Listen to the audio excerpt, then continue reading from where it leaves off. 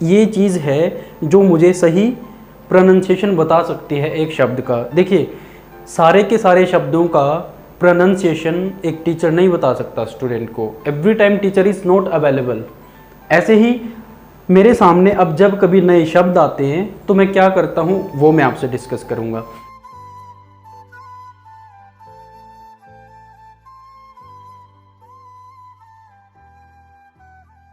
Hello everyone, this is Puneet. तो आज हम बहुत ही इम्पोर्टेंट टॉपिक हम लेकर आए हैं। तो मैंने जनरली एक चीज़ अपने साथ भी नोट किया है कि जब तक मैंने एमए इंग्लिश नहीं किया था तब तक मुझे ये नहीं पता था कि एक शब्द को सही कैसे प्रोनाउंस करें। मैं यहाँ इंग्लिश की बात कर रहा हूँ। तो काफ़ी शब्द हमारे पास ऐसे आते हैं कि हमें यही नहीं पता चलता कि इसका जो करेक्ट प्रोनंसिएशन है वो क्या है। तो और एक सबसे बड़ी दुविधा क्या है, हमें कोई ऑथेंटिक सोर्स भी नहीं होता जहाँ से पता चल जाए कि करेक्ट प्रोनंसिएशन क्या होगा इस शब्द का। आपने देखा होगा डिक्शनरी में हिंदी में लिखा होता है किसी शब्द का उच्चारण जो है वो काफ़ी हद तक, मतलब जहाँ तक मैंने देखा है वो बिल्कुल करेक्ट नहीं बता पाता। काफ़ी जब हिंदी में लिखा जाता है हमारे पास कुछ होता ही नहीं है उसको बिल्कुल ऑथेंटिक कि ये सही है या क्या है। तो मैंने काफ़ी इसके ऊपर काम किया, तब जाके मुझे एट लास्ट मुझे जो मिला उससे मुझे पता चला कि हाँ ये चीज़ है जो मुझे सही प्रोनंसिएशन बता सकती है एक शब्द का। देखिए, सारे के सारे शब्दों का प्रोनंसिएशन एक टीचर नहीं बता सकता स्टूडेंट को। Every time teacher is not available. ऐसे ही मेरे सामने अब जब कभी नए शब्द आते हैं तो मैं क्या करता हूँ वो मैं आपसे डिस्कस करूँगा। एक तो आज की वीडियो में, एक तो आपके साथ मैंने एक डिक्शनरी का यूज़ बताना है आपको, वो डिक्शनरी मैं बताऊँगा। एक ऑफलाइन डिक्शनरी है और एक शब्द का सही उच्चारण, उसका जो प्रोनंसिएशन है उसको सीखने के लिए आपको कुछ सिंबल्स सीखने पड़ेंगे। उससे पहले तो आज जो हम प्रोनंसिएशन सीखने जा रहे हैं तो सबसे पहले इसका जो ब्रॉडर सब्जेक्ट है वो है लिंग्विस्टिक्स। तो लिंग्विस्टिक्स क्या है basically? It is study of structure and development of a language. एक लैंग्वेज का क्या स्ट्रक्चर होता है और उसकी कैसे डेवलपमेंट हुई है उसकी जो स्टडी की जाती है, इट इज़ कॉल्ड लिंग्विस्टिक्स। मतलब एक लैंग्वेज की स्टडी। इसी लिंग्विस्टिक्स के एक सब पार्ट बनता है जब हमारा जाकर, इट इज़ कॉल्ड फोनेटिक्स। अब ये फोनेटिक्स क्या है? Phonetics it is study of sounds. और कौन से साउंड्स? वो साउंड्स, जैसे मैं बोल रहा हूँ बैट, तो बैट में क्या क्या साउंड है? ब, एट, बैट। तो स्टडी ऑफ साउंड्स, कौन से sounds? Which are used in speech, जो स्पीच में यूज़ किए जाते हैं। तो मैंने क्या बताया? Linguistics, study of a language. और दूसरा मैंने क्या बताया? Phonetics. What is phonetics? Study of sounds. तो आपने क्या करना है, जैसे आपने देखा होगा इंग्लिश अल्फ़ाबेट।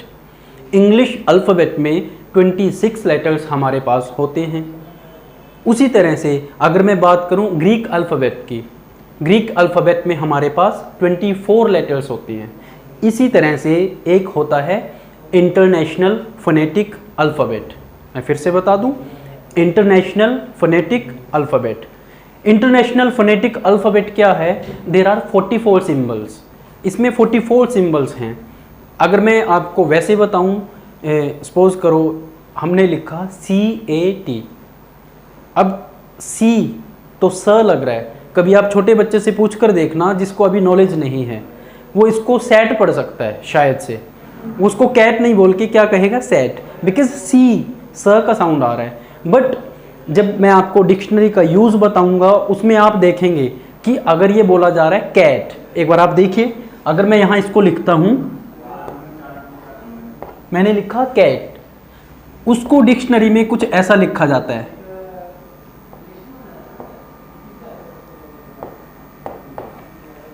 अगर ये प्रोनाउंस हो रहा है क की तरह, तो यहां डिक्शनरी में क लिखा जाता है। एक ये सिंबल है। ये 3 सिंबल्स मैंने आपके सामने लिखे हैं, ये इंटरनेशनल फोनेटिक अल्फ़ाबेट, ये उसी के सिंबल्स हैं। अब आपको अगर लिखना है सेल,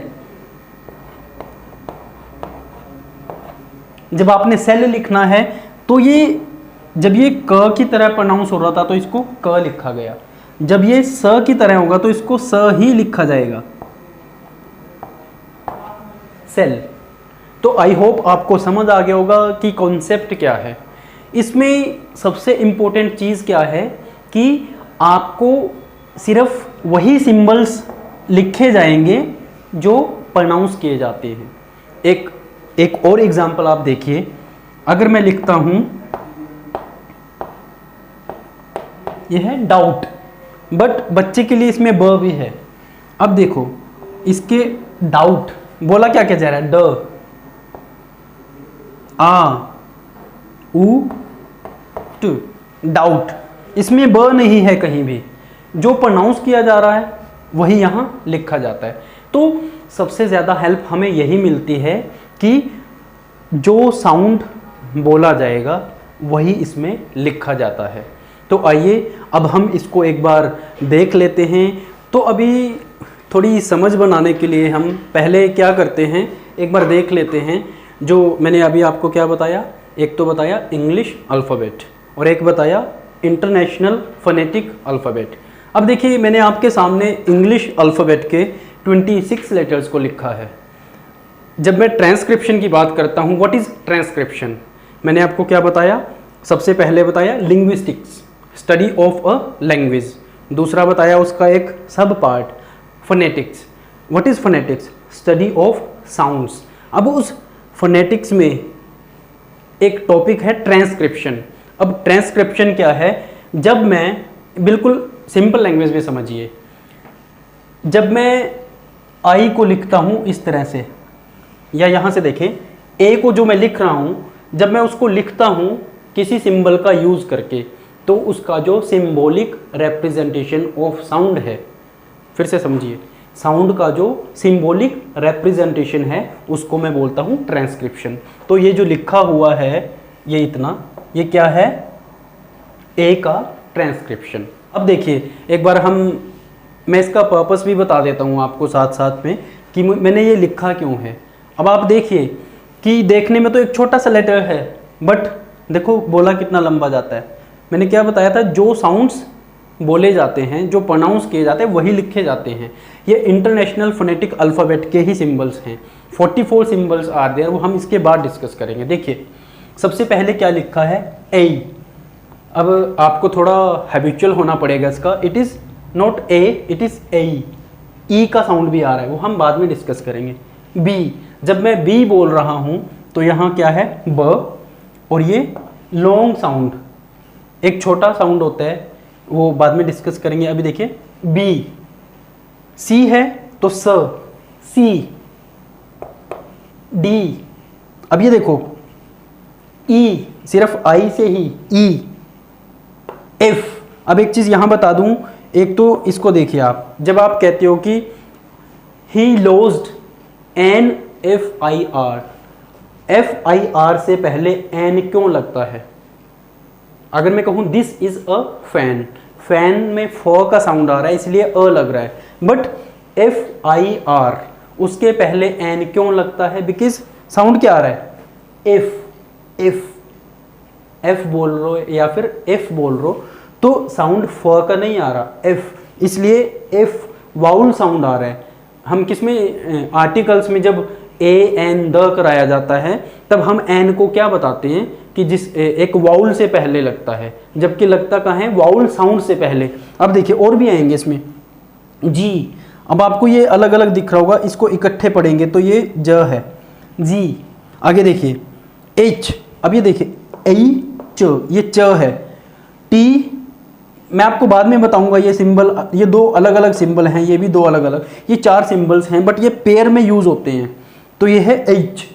आगे देखिए आई, जे, ये भी ये एक सिंबल है अब, और यहाँ ये एक है। के, ये देखिए के, और ये यही वाला ए, के। एल, अब ये देखिए जब हम एल, इसमें भी एफ की तरह एल आ रहा है, अगर कोई ऐसा एब्रिविएशन आ जाए जो एल से स्टार्ट हो रहा है तो हम क्या कहेंगे उसको, एक तो होता है लैब, एल ए बी, वो ल है, बट अगर मैं बोलूँ LLB तो ये A इसी तरह स्टार्ट हो रहा है F की तरह, तब आप इसके साथ क्या लगाएंगे, N। आगे देखिए M, अगर कोई कहे his father is an MLA तो MLA जिसको हम बोल देते हैं, तो M ये भी M, तो इसलिए इससे पहले भी N लगता है। ऐसे ही N, अगर मैं कहूँ NCC अगर उसको कैडेट कह दूँ या कुछ भी कैंडिडेट लगा दूं, तो ये N से जो एब्रीविएशन बन रहा है उसमें भी N इसलिए लगता है क्योंकि वाउल साउंड से स्टार्ट हो रहा है। औ P Q ये य की तरह, मतलब ये अगर आप प्योरली ट्रांसक्रिप्शन का एक्चुअल में अगर जाओगे कहाँ से ये साउंड निकलता है और इसका हिंदी इक्विवेलेंट देखोगे, वो बिल्कुल वैसे ये य नहीं होता, ये कुछ ऐसा साउंड है। मैं बहुत डीप नहीं जाऊँगा, मेरा यहाँ आपको सिर्फ एक उस लेवल पर ले जाना है, एक शब्द को आप इजीली प्रोनाउंस करना सीख सको। तो ये क्यू, आगे देखिए R, ये थोड़ा लंबा प्रोनाउंस होता है, लॉन्ग साउंड R, इसको हम साइलेंट रखते हैं, कई बार आप चाहो तो बोल भी सकते हैं। आगे क्या है S, जैसे मैंने क्या बताया 1 2 3 4 और ये 5। S ये भी उसी तरह N, कोई ऐसी एब्रीविएशन आ जाए जो जैसे SHO, यहाँ MLA था, यहाँ SHO आ जाए तो N क्यों लगता है, बिकॉज ऑफ वाउल साउंड। आगे देखिए T ये लॉन्ग साउंड है। U मैंने कुछ य जैसा बताया, U V, अब ये देखिए W X, ये देखिए ये भी वही है, वाउल साउंड से स्टार्ट हो रहा है जो Y I, ये क्या था I और ये क्या बन गया Y।